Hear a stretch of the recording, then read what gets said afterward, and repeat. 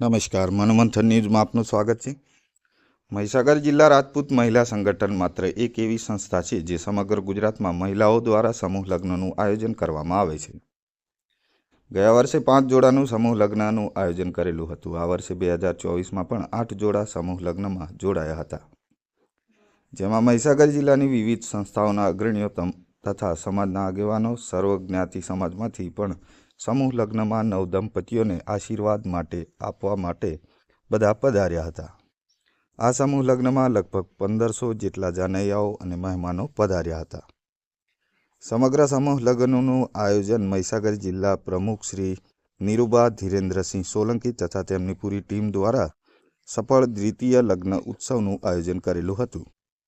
આવતા વર્ષે પણ ફરી સમૂહ લગ્ન કરવા માટેનું આયોજન થાય એ માટે જાહેરાત કરવામાં આવી। 2026માં હવે 21 જોડા જોડાય એવી સમાજને શુભેચ્છા પાઠવી હતી અને આવનાર સૌ મહેમાનો આભાર વ્યક્ત કર્યો હતો તથા દાનદાતાશ્રીઓને પણ આભાર વ્યક્ત કર્યો હતો। મનોમંથન ન્યૂઝ, સંદીપ દિવાસી, મહીસાગર।